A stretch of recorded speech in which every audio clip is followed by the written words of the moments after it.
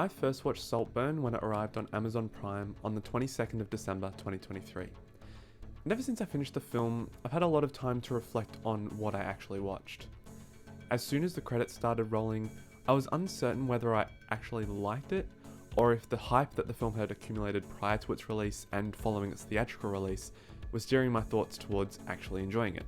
Saltburn had been on my radar ever since I saw the official trailer. It looked completely different to a film I would be interested in, yet I couldn't deny that the tease of a brilliant cast of actors, as well as the choice of dialogue in the trailer, left me very curious. I had already planned that I would not be watching Saltburn in the cinema, which, to my credit, I feel was a wise choice. When the movie finished, I was so uncertain of if I liked it because it was different, or if I was heavily disturbed by the content in the movie. Even as I'm speaking, I can't actually decide if I liked the movie or not. What I can say with positive assurance is that Fennell executed a story that is compelling, entrancing, and nostalgia-provoking. There are so many nods to the mid-2000s culture scattered throughout the film that I really appreciate and can recognise.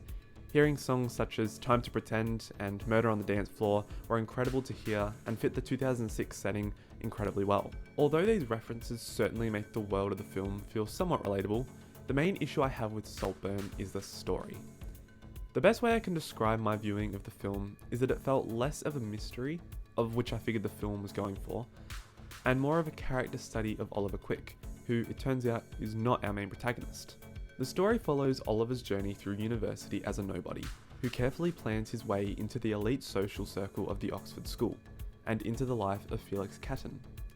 Eventually, Oliver finds himself at the Catton's estate called Saltburn, of which Oliver spends his time avoiding detection as a fraud, becoming closer with the Cattons, and in turn, creating cracks within the family dynamic.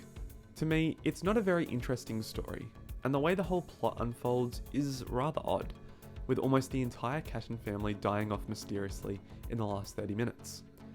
And although the film makes it seem like most of these deaths are self-inflicted, it is revealed to be Oliver behind everything, who at the end inherits the estate as his own. I feel that Fennell's story is rather shallow and relies on Oliver being an interesting and likeable character, which he just isn't. He may hold some relatable tendencies, but they feel awfully exaggerated to make the audience feel any sort of compassion for him. Because Oliver is present for 95% of the movie, it's very difficult to acknowledge story deviations without him. Besides the story, which I feel was quite disappointing, I have nothing but praise for almost everything else within the film. I think the 4:3 aspect ratio works for this movie, and makes it feel slightly antique in its look, which reflects the whole look and the nature of the estate. I also love the casting in this movie. Barry Keoghan is obviously a standout, but I think Richard E. Grant does a splendid job with limited screen time. This was the first time I'd seen Rosamund Pike in a project, and was thoroughly impressed with the talent she brought to the screen. Alison Oliver and Archie Madekwe were great in their own right as well.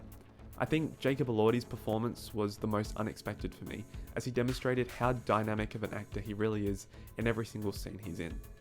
The whole cast was brilliant and was the most consistently good aspect of the movie. I think that Saltburn is good because it's so different. Not necessarily in its story, but in its combination of nostalgia, provocation of simpler times, and the study of the wealthy. I feel that Fennell is obviously making comments to the richer portion of society in this film, especially with moments such as Elspeth mentioning her fear of ugliness, and James's offer of an unlimited sum of money to make Oliver go away.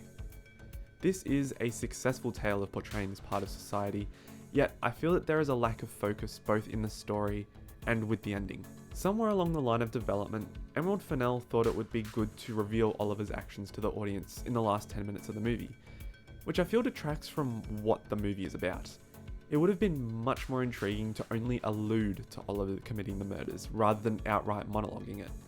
It would have given the audience something far more deeper to consider when leaving the cinema, such as the damage the poor can have when they sneak their way into the rich club, or, more broadly, how naive, unrelatable, and unlikable the wealthy really are.